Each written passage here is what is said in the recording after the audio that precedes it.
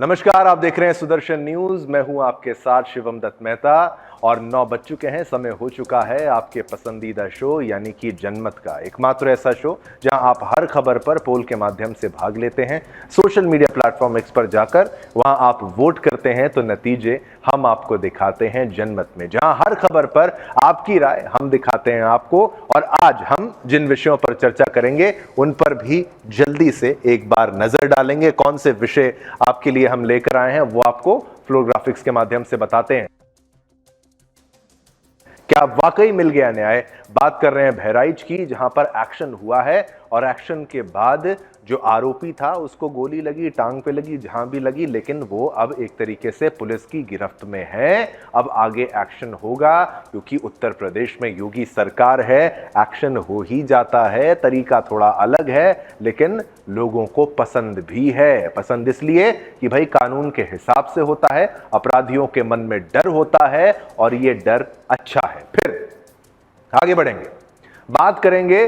जब आप पिक्चरें देखते होंगे, मैं चाहता हूं कोई भी कोर्ट कचहरी का चक्कर तो ना ही काटे, लेकिन जब आप पिक्चरें देखते होंगे तो ये अंधा कानून है, ऐसी तस्वीरें आप देखते थे पट्टी लगी हुई, और कहते गाने भी बन चुके हैं ये तो अंधा कानून करके। लेकिन अब कानून अंधा नहीं है, ये नई मूर्ति का अनावरण हुआ है। कहां पर हुआ है? सुप्रीम कोर्ट में हुआ है। तो किधर, कैसे और किसने किया, जानना है तो जनमत में आपको विस्तार से बताएंगे। फिर आगे बढ़ेंगे, अमेरिकी चुनाव की बात करेंगे। अमेरिकी चुनाव में क्या अपडेट है और अमेरिकी चुनाव से विश्व में कैसे तनाव है, क्योंकि चुनाव वहां पर होता है तो असर पूरी दुनिया पर पड़ता है। ट्रंप आते हैं तो युद्ध कम होते हैं, बाइडेन आते हैं तो युद्ध ज्यादा होते हैं, ओबामा आते हैं तो बर्बादी ज्यादा होती है। ऐसा क्यों होता है? हो सकता है आगे बदलाव नहीं होगा। इलॉन मस्क क्यों ट्रंप को सपोर्ट कर रहे हैं? अच्छे से समझिएगा, अमेरिकी चुनाव का असर आप पर भी पड़ने वाला है। फिर आगे बढ़ेंगे, चीन और ताइवान के बीच में क्या चल रहा है। चीन का किसी से भी ऐसा कोई देश नहीं होगा जिससे इसको आफत या परेशानी नहीं होगी, और चीन जिसके लिए आफत बनकर सामने न आया हो। इसीलिए इस पर भी विशेष आपके लिए लेकर आएंगे। और फिर ये मुख्य मुद्दा, ये मुख्य इसलिए क्योंकि भाई हरियाणा में चुनाव जीत के बीजेपी ने और नायब सिंह सैनी ने यह साबित कर दिया है कि भाई अभी बीजेपी जो है फुल एक्टिव है और ऐसा कुछ भी नहीं है जो विपक्ष माहौल बनाने का प्रयास कर रहा था। खैर, ये तो फ्लोर ग्राफिक्स के माध्यम से आपको वो मुद्दे बताए जो आपकी टीवी स्क्रीन्स पर थे, लेकिन आज के बड़े मुद्दे क्या हैं वो आपको हम बताएंगे। शुरुआत करते हैं उत्तर प्रदेश से। उत्तर प्रदेश के बहराइच में अब देखिए, दुर्गा मूर्ति विसर्जन के दौरान हुई हिंसा के 2 आरोपियों का एनकाउंटर हो चुका है। ये बात आप काफी समय से देख रहे हैं। हालांकि एनकाउंटर में दोनों आरोपी केवल घायल हुए हैं। आरोपी नेपाल भागने की फिराक में थे। तस्वीरें भी आपको दिखाएंगे कैसे वो लेटे पड़े हैं, स्ट्रेचर पर पड़े हैं। घटना वाले दिन से पुलिस इनके पीछे लगी हुई थी। आज पुलिस को इनका लोकेशन हाथ में लग गया, जिसके बाद इनको ट्रैक किया गया।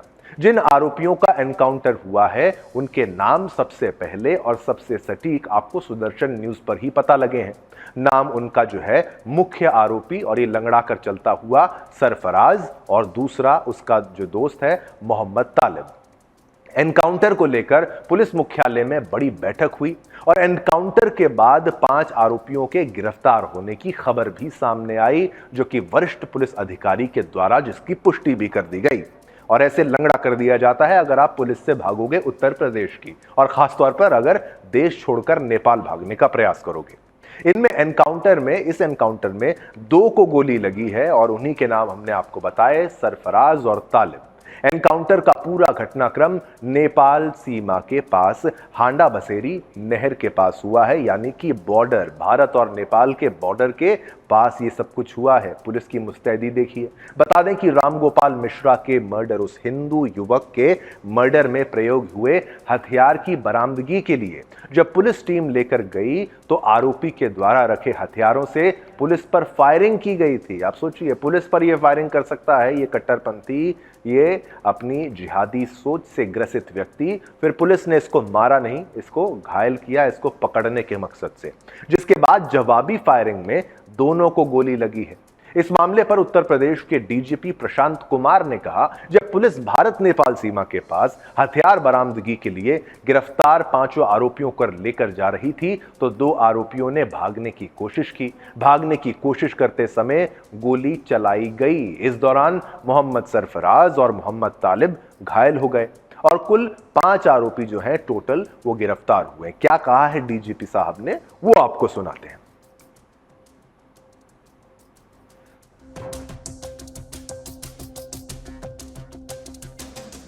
वेपन उसको जब रिकवर करने पुलिस ले जा रही थी अभियुक्तों के साथ, तो वहां लोगों ने अभियुक्तों में दूसरों से 2 अभियुक्तों ने भागने का प्रयास किया और उस दौरान उन्हें पुलिस ने उनको पकड़ने की कोशिश की और उसमें गोलीबारी हुई, जिसमें से 2 अभियुक्त जिनका नाम क्रमशः मोहम्मद सरफराज और मोहम्मद तलीम है के घायल हुए हैं तथा अन्य जो 3 व्यक्ति गिरफ्तार हुए हैं उनका नाम अब्दुल हमीद है, फहीम है और अब्दुल अफजाल है।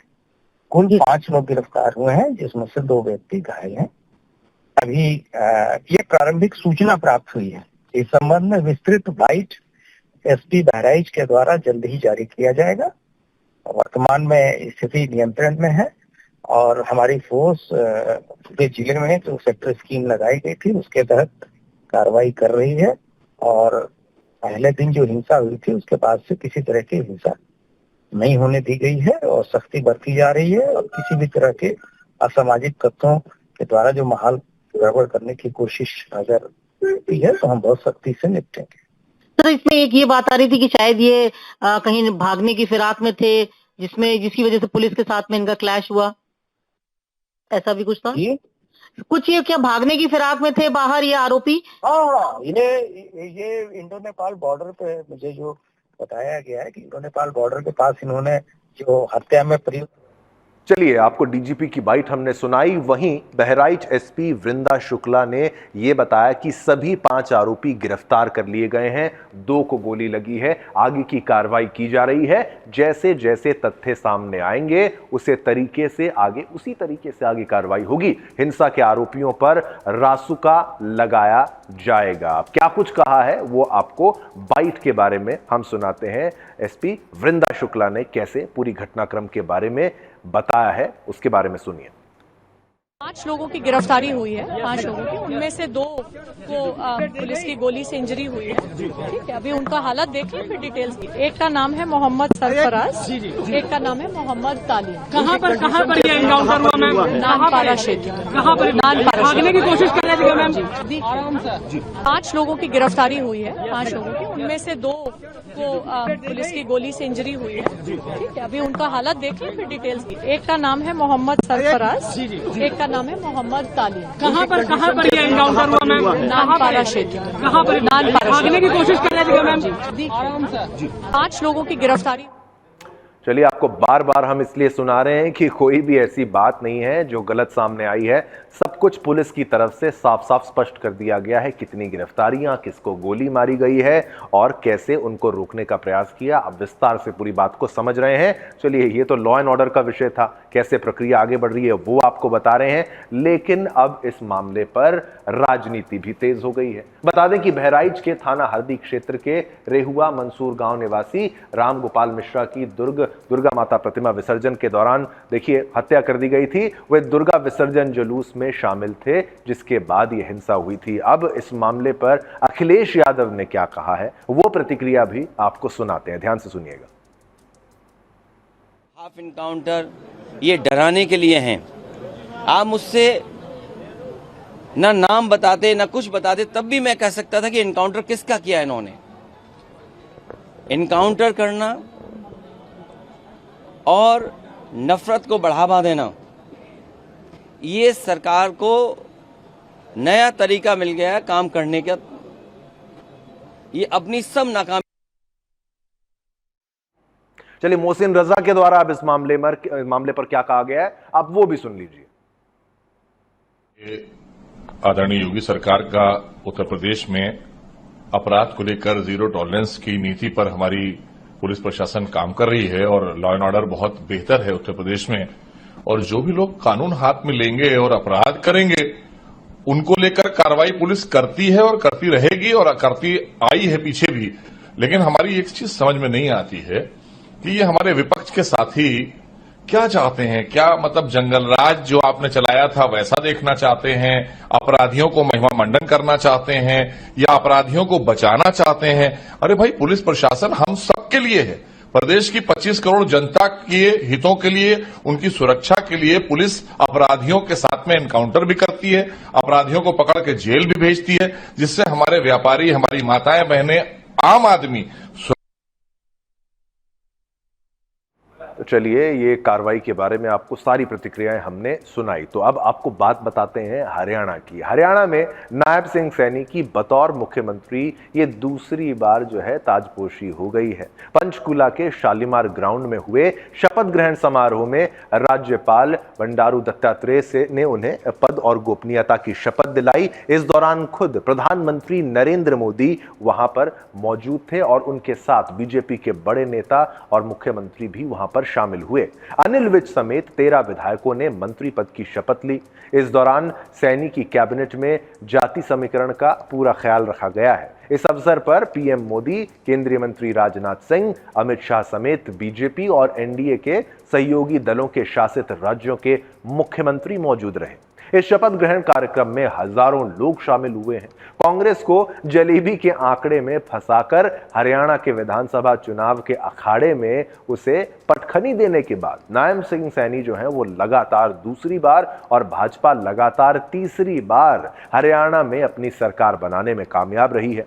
अब आइए ग्राफिक्स के माध्यम से आपको बताते हैं ये पूरा मामला क्या है और नायब सिंह सैनी का कैसे उनका ये राजनीतिक सफर रहा है, वो आपको अब हम ग्राफिक्स के माध्यम से समझाने का प्रयास करेंगे। बड़ी स्क्रीन पर चलते हैं। राजनीतिक सफर किसका? नायब सिंह सैनी का, यानी मुख्यमंत्री हरियाणा का। नायब सिंह सैनी का अंबाला के, देखिए और पीछे होकर आपको बताता हूं, अंबाला के मिर्जापुर में यहां पर, और सैनी जी का जन्म जो हुआ था, फिर से आपको आराम से दिखाते हैं।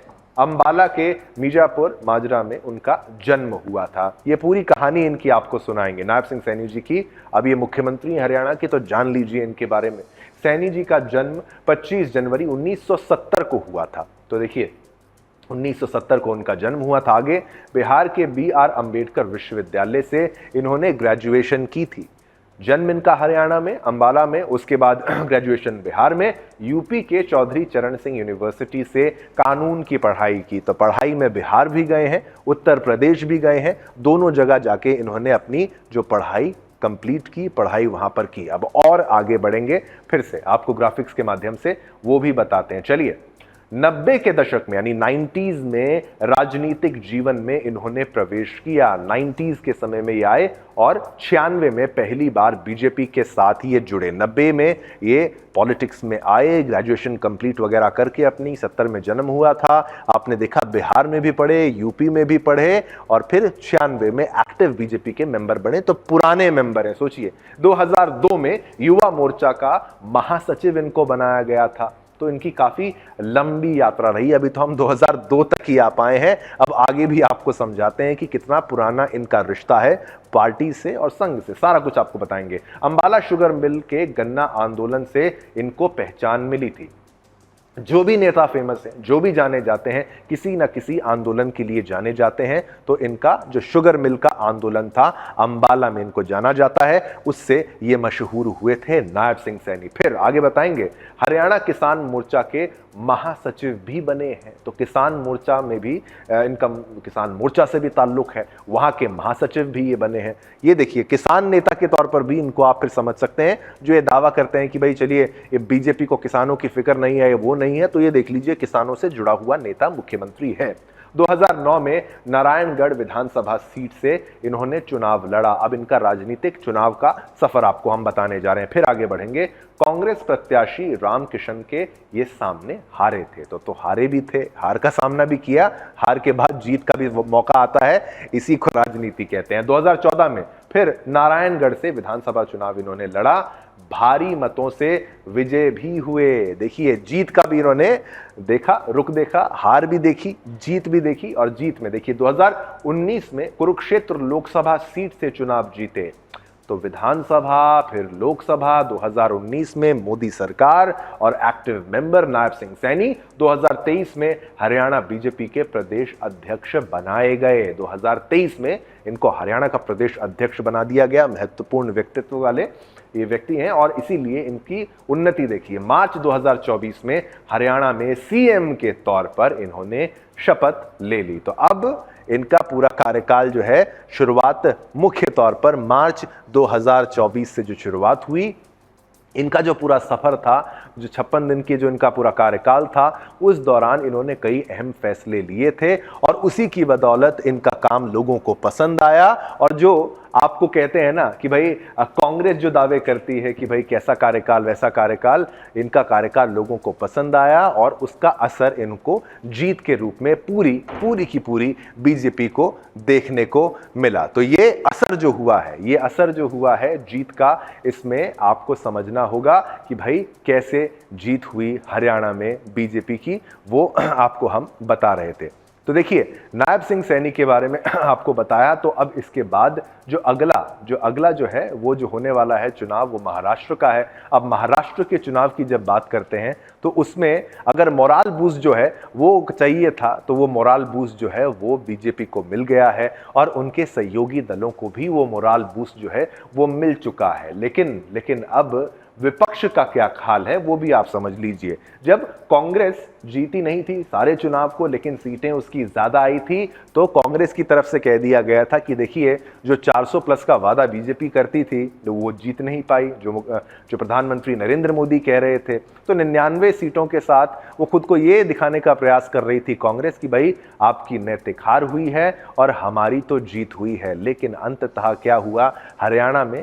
सारे दावे इनके फेल हो गए। इनकी शुरुआत से लेकर अंत तक की अगर आप पूरी यात्रा को देखेंगे तो बहुत सारी गलतियां होंगी। आप इसमें कुमारी शैलजा का भी जिक्र कर सकते हैं, जहां पर उनको अगर प्रमुखता से आगे ना रखना, उनको मौका ना देना और एक ओबीसी नेता के तौर पर, दलित नेता के तौर पर उनकी जो मेन उनको आगे ना रखना कितना भारी उनको पड़ा, ये आपने अभी जाना है। तो देखिए, मुख्य मुद्दा यही है कि आखिर कैसे। चलिए अब और भी खबरों का रुख करते हैं। तेलंगाना की खबर की बात करेंगे। 16 अक्टूबर को भाग्यनगर में, तेलंगाना में, एक मुथलम्मा मंदिर की एक मूर्ति को तोड़ने के आरोप में जिस जिहादी को गिरफ्तार किया गया था, उसकी पहचान 30 वर्षीय मुंबई निवासी सलमान सलीम ठाकुर के रूप में की गई थी। आरोपी से पूछताछ कर रही सिकंदराबाद पुलिस ने कहा कि वे भगोड़ा और कट्टरपंथी जाकिर नाइक के वीडियो से प्रेरित होकर जो कट्टरपंथी बन गया और हिंदुओं के प्रति अपने मन में उसने नफरत को भर लिया। पुलिस के मुताबिक सलमान 2022 में मुंबई में इसी तरह की तोड़फोड़ की घटनाओं में भी शामिल हुआ है, पहले भी ये सब कर चुका है। भाग्यनगर पुलिस ने खुलासा किया कि जाकिर नाइक और दूसरे मुस्लिम कट्टरपंथी के सोशल मीडिया से ये इन्फ्लुएंस था। पुलिस ने बताया कि उसने फेसबुक और यूट्यूब पर जाकिर नाइक और अन्य जैसे इस्लामिक धार्मिक प्रचारकों के वीडियो देखने शुरू कर दिए और फिर ऐसा उसने किया। एक बार तस्वीर फुल करके आपको दिखाते हैं, एक बार देखिए।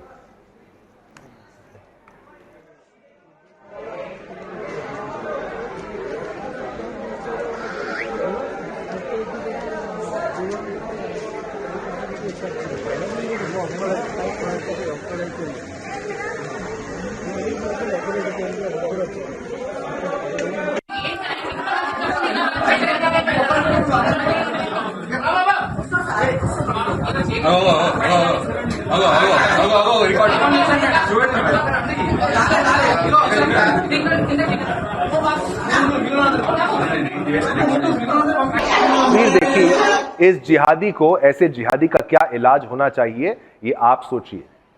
जब हम ऐसे लोगों की बात करते हैं, हमें खुद दुख होता है कि ये भारत में, ये हिंदुस्तान में हो रहा है और ऐसे लोगों के साथ क्या होना चाहिए ये सनातनी ज्यादा बेहतर समझेंगे, आप ज्यादा बेहतर समझेंगे। सोचिए, इसके पूर्वज हिंदू हुआ करते होंगे, लेकिन ये कट्टरपंथी जाकिर नाइक जैसे भगोड़े आतंकवादी बदतमीज इंसान से इतना प्रभावित हुआ कि इसने हिंदू देवी देवताओं के अपमान को एक सम्मान के रूप में समझ लिया और उसने फिर देखिए ये क्या किया, कैसे मां की मूर्ति को यहां पर उन्होंने तोड़ा है। और ये जो मां का अपमान करते हैं, फिर इनका अंत निश्चित रूप से देखने को मिल जाता है। और ये उसी की एक तस्वीर है जहां पर आप देख सकते हैं कैसे देवी मां की प्रतिमा को तोड़ा गया इस कट्टरपंथी के द्वारा, जिसको एक बार मुंबई में भी इसी मामले में पकड़ा गया था, जहां पर वो घुस गया था और उसने मूर्ति के साथ तोड़फोड़ की थी। अब आप ये देखिए, ये खबर का असर देखिए। हम तो बार बार आपको समझाने का प्रयास करते थे, जाकिर नाइक के चाहने वालों को भी हमारा ये संदेश जो था वो दिखाते थे।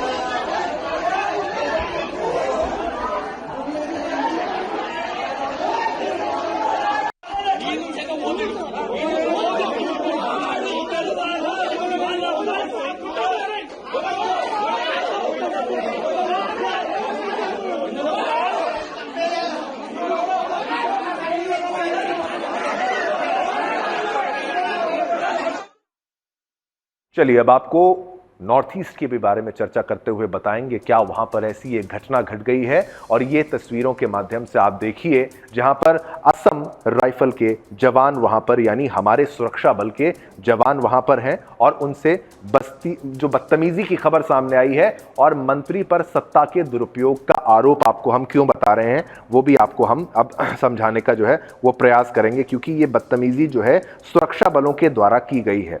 मंत्री से हमने संपर्क करने का पहले प्रयास किया था, जब जवाब नहीं आया, पुनः जवाब आया कि हमने ये बताया था कि हमारा रूट क्या है, हमें जाना कहां था। लेकिन पहले जो असम राइफल का वर्जन है उसमें आप देख सकते हैं उन्होंने कहा कि हमारे साथ ये बदतमीजी हुई है और ये बदतमीजी जो है बिल्कुल भी बर्दाश्त नहीं की जाएगी।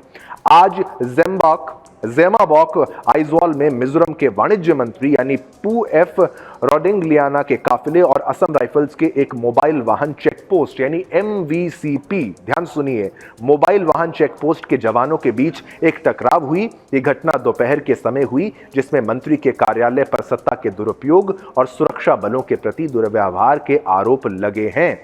चश्मदीदों के अनुसार मंत्री का काफिला आइजवाल चंफाई सड़क पर MVCP पर पहुंचा, जहां असम राइफल्स ने हथियारों की तस्करी की संभावित जानकारी के आधार पर एक बैरिकेड था वो लगाया था। ये बैरिकेड एक नियमित सुरक्षा उपाय के रूप में वहां लगाया जाता है और सभी वाहनों की जांच के लिए लगाया जाता है। हालांकि मंत्री के पहुंचते ही स्थिति अप्रत्याशित रूप से बदल गई। असम राइफल्स के 23 सेक्टर मुख्यालय में बिजली कटौती की गई है। जिन स्थानों पर बिजली बाधित हुई वे हैं जोंगख्वासांग, हानलहान, वेख्तलंग, कोलम्ब्लेम, नगोपा और मिम्बुंग। ये उन स्थानों के नाम भी हम आपको बता रहे हैं जिसमें कोलबाम, नगोपा और मिम्बुंग भी हैं। और मंत्री का जो काफिला है वो रास्ता रोकता है। कैसे रोकता है, उसके जो रोका गया है, जो आरोप लगाए जा रहे हैं, सुरक्षा बल कह रहे हैं कि भाई हम तो यहाँ पर, हमें कोई ऐसी इंटीमेशन नहीं थी, हमें कोई ऐसे जानकारी नहीं थी। हालांकि अब मंत्री की तरफ से भी, जिनका हम नाम ले रहे हैं, उनकी तरफ से भी अपडेट आ गया है कि हमने जानकारी दी थी। हालांकि आप ये बात को समझिए, गंभीरता को समझिए, असम राइफल तक इसकी जानकारी नहीं पहुंची और ये अंततः एक बदतमीजी के रूप में ये सामने नजर आ रहा है, जो कि नहीं होना चाहिए। तनाव तब बढ़ गया जब मंत्री के निजी सचिव PS ने ड्यूटी पर तैनात असम राइफल्स के जवानों पर चिल्लाना शुरू कर दिया। चिल्लाने का अधिकार नहीं है आपको। रिपोर्टों के अनुसार PS ने न केवल सुरक्षा बलों के साथ मौखिक रूप से दुर्व्यवहार किया, बल्कि एक अधिकारी को धक्का भी दिया। चश्मदीदों का दावा है कि PS ने जवानों के साथ दुर्व्यवहार किया और इस बात को चुनौती दी कि मंत्री के काफिले के लिए रास्ता तुरंत साफ क्यों नहीं किया गया। आपको सुनाते हैं किस तरीके से वहां पर बहस हो रही थी और आप खुद अपना वर्जन दीजिएगा, इसको अपने हिसाब से समझिएगा, क्या इसकी आवश्यकता थी कि नहीं।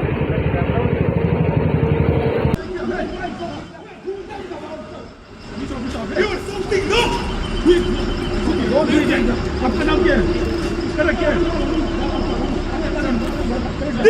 वीडियो आता है, आपको वो ऑडियो भी हम सुनाएंगे।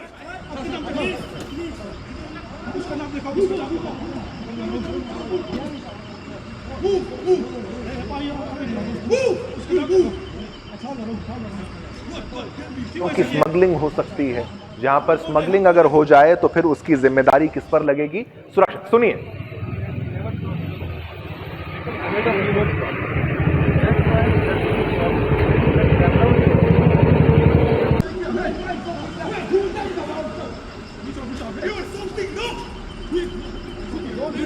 आपका नाम क्या है?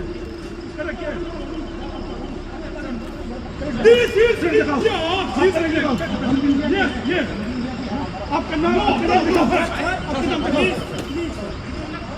हम आपको दिखा रहे हैं, बहस का वीडियो आपको दिखा रहे हैं, वो आप देखिए किस तरीके से असम राइफल के जवानों के साथ ये बदतमीजी जो की जा रही है, उसका जवाब जो है वो आपको मंत्री की तरफ से भी आया है कि मैंने इंटीमेशन दी थी, मैंने बताया था अपने यात्रा के बारे में, लेकिन नहीं। चलिए आगे बढ़ते हैं। इस खबर के बारे में आपको बताने का प्रयास किया, लेकिन ये दुर्व्यवहार जो है ये एक परेशानी का सबब वहां पर बन गया। देखिए बदतमीजी जो की गई है उसी का यहां पर आपको हम एक नमूना दिखा रहे हैं।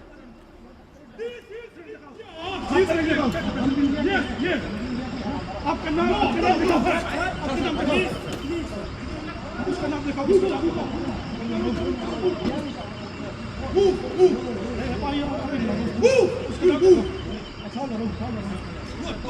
क्यों ऐसा किया? हम कौन है?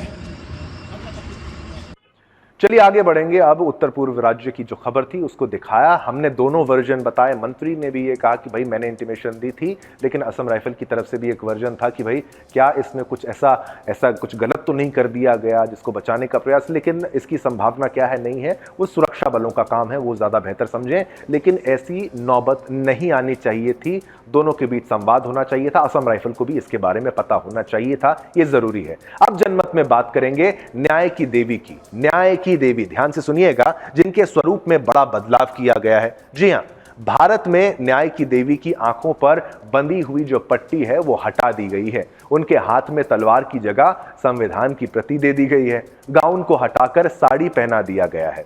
सिर पर मुकुट और गले में हार आदि से अलंकृत कर दिया गया है। इस प्रतिमा को न्याय की यूनानी देवी से न्याय की भारतीय देवी का अवतार कहा जा सकता है। भारत के मुख्य न्यायाधीश डी.वाई. चंद्रचूड़ ने न्याय की देवी की एक नई प्रतिमा का अनावरण किया है। आंखों पर पट्टी होने का अर्थ कानून का अंधा होने का संकेत देता है। यह अंधा कानून, आपने गाना भी सुना होगा। वहीं तलवार जो तलवार होती है वो सजा को प्रदर्शित करती है। अब परिवर्तनकारी प्रतीक संवैधानिक मूल्यों और कानून के समक्ष समानता के प्रति प्रतिबद्धता को दर्शाता है। सुप्रीम कोर्ट के जजों की लाइब्रेरी में लगाई गई नई मूर्ति को सीजेआई डी.वाई. चंद्रचूड़ ने ऑर्डर देकर बनवाया है। इसका उद्देश्य ये संदेश देना है कि देश में कानून अंधा नहीं है और ये सजा का प्रतीक नहीं है।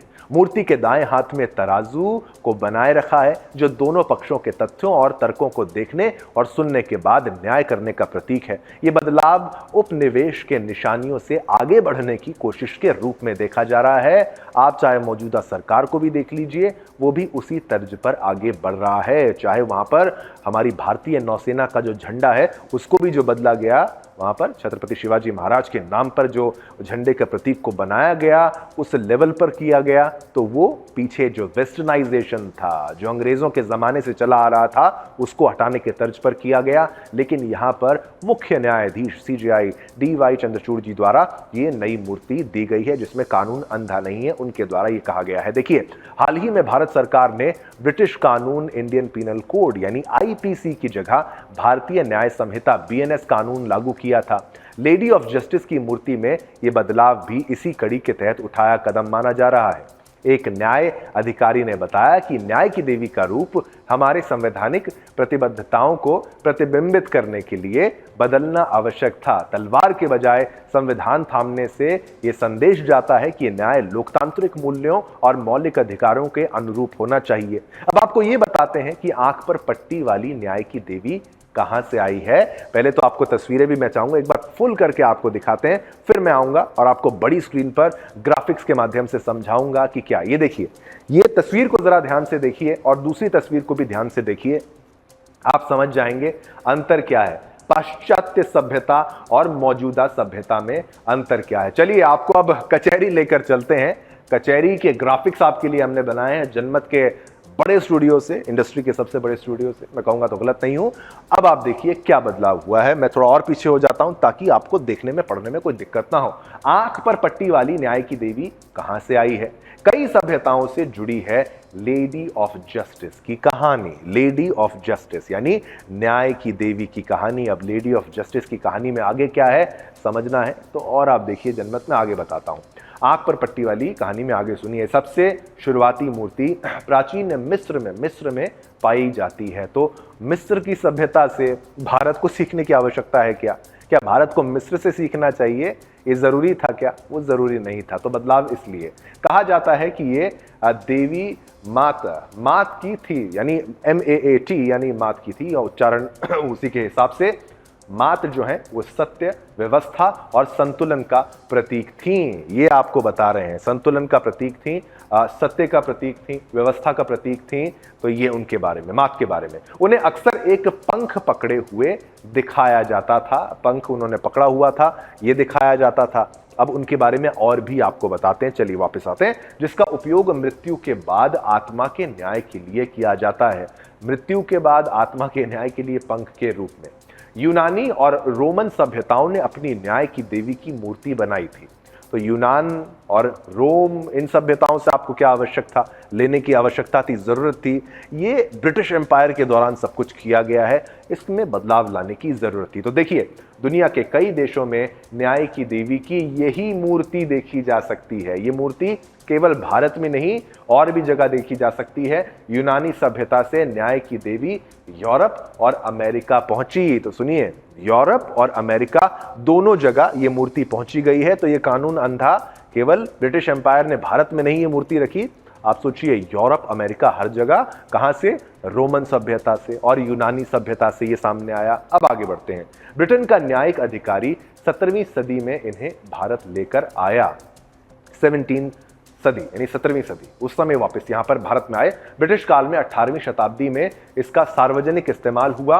भारत की आजादी के बाद न्याय की देवी को, ठीक है, आजादी के बाद न्याय की देवी को स्वीकार किया गया, स्वीकार कर लिया। बहुत सी चीजें ऐसी हैं जो स्वीकार कर लिया। IPC, इंडियन पीनल कोड भी वैसे ही कुछ स्वीकार कर लिया था। काफी कुछ चीजें ऐसी स्वीकार कर ली गई जो स्वीकार नहीं करनी चाहिए थी। उसको बदलने का ये प्रयास इस सरकार का कहिए, चाहे पूरे ऑर्गेनाइजेशन सिस्टम का कहिए। न्याय की देवी, अब मैं आपको थोड़ा और पास जाके बताऊंगा न्याय की भारतीय देवी क्या और क्यों बदला है। पहले क्या था? Lady of justice Roman mythology से प्रेरित है। माइथोलॉजी मिथ कहा जाता है। सनातन में कुछ माइथोलॉजी नहीं है, इस भ्रम से निकल जाइएगा। मैं आपको उसके बारे में थोड़ा सा बताऊंगा। अब क्या है बदलाव? क्या है? भारतीय परंपरा और संस्कृति से प्रेरित है ये मूर्ति, ठीक है। वहां पर वापस लेकर आपको जाता हूं और आप यहां देखिएगा, आंखों में पट्टी है और गाउन है, हाथ में तराजू है और एक हाथ में फेदर है। ये पुरानी गाउन वाली फोटो। अब वापस आते हैं धीरे। वो काली मूर्ति वैसे तो खैर, अब ये सफेद मूर्ति, साथ ही साथ हाथ में तराजू और तराजू के साथ इन्होंने जो साड़ी पहनी हुई है, आंखों में पट्टी नहीं है। ये भी एक मुख्य रूप से आप समझने का प्रयास कीजिए। अब चलिए आगे बढ़ते हैं। न्याय की भारतीय देवी क्या और क्यों बदला है, अब आपको बताते हैं। पहले क्या था? रोमन माइथोलॉजी में न्याय की देवी जस्टिशिया थी। तो जस्टिशिया जो है, यहां इस तरफ आप देखते हैं, चलिए आपको और बेहतर समझ में आएगा। जस्टिशिया जो है, इधर से आप देखिए, जस्टिशिया जो है रोमन माइथोलॉजी में न्याय की देवी को कहा जाता है। अब क्या फर्क है वो भी आपको दिखाते हैं। चलते हैं वापस, आपको ग्राफिक्स में चल के मैं दिखाता हूं। सोच के देखिए, सोच ये कि भारत ब्रिटिश विरासत से आगे बढ़े, इसको लाने का जो कारण है वो ये है, ठीक है। आप ये सोच लीजिए, जस्टिशिया नहीं, हमें भारतीय सभ्यता के अनुसार जो चाहिए वो हम करने का प्रयास कर रहे हैं। हम बहुत सी चीजों को बदलने का प्रयास कर रहे हैं, इसलिए ये आवश्यक है, ये बदलाव जरूरी है। अब क्या है, तब क्या था, वो दोनों बताता हूं आपको। यूनानी सभ्यता से मूर्ति यूरोप से अमेरिका पहुंची है, यहां से पहले की बात। अब यहां आते हैं। अब क्या है? न्याय की देवी की आंखों की पट्टी खोल दी गई है, आंखों की पट्टी हटा दी गई है। अभी अंधा कानून नहीं है, कानून अंधा नहीं है, ये कानून बदल गया है। चलिए अब ये बताया और क्या है ग्राफिक्स में, वो भी आपको बता देते हैं। पहले क्या था? इस मूर्ति को भारत में ब्रिटिश अफसर लेकर आए थे, जो कि आपको मैंने बताया था पहले। 17वीं शताब्दी में इसको लेकर आया गया था, 18वीं शताब्दी तक स्वीकार भी इसको कर लिया गया था। और अब देखिए, अब क्या है, तलवार हिंसा का प्रतीक, अब हाथ में संविधान, तलवार नहीं है संविधान है। और यहां पर 18वीं शताब्दी से इस मूर्ति का इस्तेमाल शुरू हुआ था, 18वीं से शुरू हुआ था, 17वीं शताब्दी में लाया गया था और ये सब कुछ अंग्रेजों से जुड़ा हुआ था। और अगर ग्राफिक्स है वो भी आपको बताते हैं, चलिए फिर से वापस बड़ी स्क्रीन पर चलते हैं, ऐसे आपको समझाता हूं।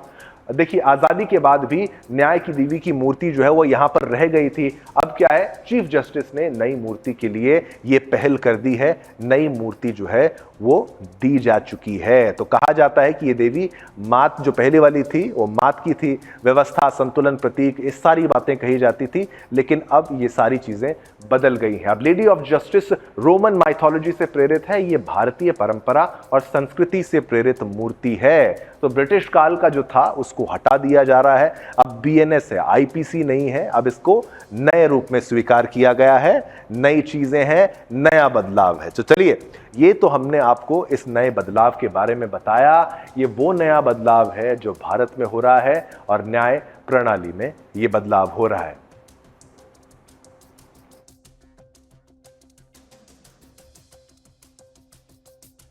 न्याय की देवी की हमने बात आपको बताई। अब आप ये देखिए, ये बदलाव क्या आपको स्वीकार है?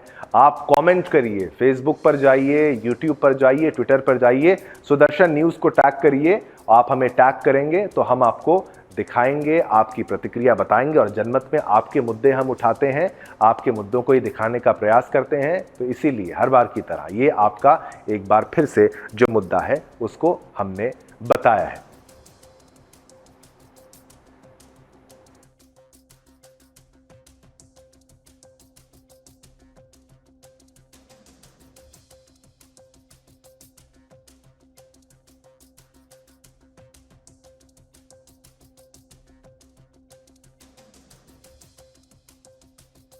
तो आपने देखा जो बदलाव किए जा रहे हैं वो क्यों आवश्यक थे, वो बदलाव क्यों जरूरी थे। वो बदलाव इसलिए जरूरी थे कि जो पाश्चात्य सभ्यता का हिस्सा हैं उनको हटा दिया जाए, उनको हटाना ही बेहद आवश्यक है। इससे क्या होता है, इससे फर्क क्या पड़ता है? लोग कहते हैं नामों को बदलने से क्या फर्क पड़ता है। अरे भाई, जो भारत यानी सनातनियों की पहले पहचान थी उससे दूर करा किसने? जो आताताई आए, जो आक्रांता आए, जिन्होंने देश पर अपना आतंक फैलाना था। और जो ब्रिटिश आए थे उन्हें कोई आप अच्छे रूप में मत देखिए। कुछ लोग कहते हैं कि भाई ब्रिटिशर्स ने ये दिया वो दिया। भारत पहले से ही काफ़ी उन्नत देश के रूप में वहाँ पर मौजूद था और ये लोग जो आए केवल भारत को लूटने आए, लूटा और चले गए। और अब देखिए, आप जाइए यूरोप में, जाइए लंदन में, जाइए, अब हाल आप जब देखेंगे उनका वो अलग हो चुका है। अब वहाँ पर जो है कट्टरपंथी बढ़ गए हैं, चरमपंथी बढ़ गए हैं, अब वैसा माहौल नहीं रहा है। तो भारत ने उस पाश्चात्य सभ्यता को भी हटाया और उस जिहादी मानसिकता को भी हटाया जिसने शिकार बना रखा था भारतीय संस्कृति को। चलिए, ये सारी बातें हमने आपको बताई, आपको तेलंगाना वाली खबर भी बताई। एक और मामला जो है वो भी आपको बताएंगे जहां पर पश्चिम बंगाल की एक बड़ी खबर आपको बताते हैं। चलिए, तस्वीरों के माध्यम से आपके टीवी स्क्रीन पर आपको वो बताएंगे कैसे पश्चिम बंगाल में क्या हुआ है। आपने देखा होगा कई बार आरोप लगते हैं कि भाई अब बांग्लादेश में ऐसा हुआ कि दुर्गा पूजा के दौरान हमला कर दिया जाता है। बांग्लादेश में कई बार ऐसा हुआ है, पैसा मांगा जाता है, चंदा मांगा जाता है, 5-5 लाख रुपए मांगे जाते हैं। लेकिन ऐसा आप सोचिए भारत में भी अगर होने लगे तो बुरा लगता है। ऐसा दुर्गा पूजा के दौरान भारत में भी हुआ था, पश्चिम बंगाल में भी हुआ था। माँ दुर्गा से ये परेशान थे, ये तो आपने समझ ही लिया। लेकिन ये केवल माँ दुर्गा से परेशान नहीं है, कट्टरपंथी जो हैं, मैं ये नहीं कहूँगा कि बंगाल में हर कोई वैसा है, वहाँ पर माँ को पूजा जाता है, माँ की पूजा काफ़ी लंबे समय तक चलती है। लेकिन दुर्गा पूजा समारोह के दौरान मूर्तियों को तोड़ना, मंडपों और पंडालों को अपवित्र करने और हिंदुओं को टारगेट अटैक के बाद पश्चिम बंगाल में कट्टरपंथियों ने लक्ष्मी पूजा पर अपनी नजरें गड़ा दी हैं। 16 अक्टूबर को लक्ष्मी पूजा मनाई गई जिस पर जिहादियों ने अटैक किया। बुधवार को एक्स पर साझा की गई एक पोस्ट में भाजपा नेता शुवेंदु अधिकारी ने पश्चिम बंगाल के दक्षिण 24 परगना के डायमंड हार्बर क्षेत्र में की गई बर्बरता के वीडियो शेयर किए। बीजेपी नेता ने मां लक्ष्मी की मूर्ति तोड़े जाने का वीडियो शेयर करते हुए बंगाल में लिखा, दक्षिण 24 परगना की बजबज विधानसभा की बावली रथला पूजा समिति की मां लक्ष्मी की मूर्ति पर जिहादियों ने हमला किया। उन्होंने इस बात पर चिंता जताई कि कैसे ममता बनर्जी के नेतृत्व में पश्चिम बंगाल बांग्लादेश की राह पर जा रहा है। दक्षिण 24 परगना के बजबज में बावली रथतला पूजा समिति में लक्ष्मी जी की मूर्ति को यह टारगेट किया गया। आपको पूरी तस्वीरें एक बार फिर से दिखा देते हैं और आप देखिए, मामले की गंभीरता को समझिए, कैसे इस पूरी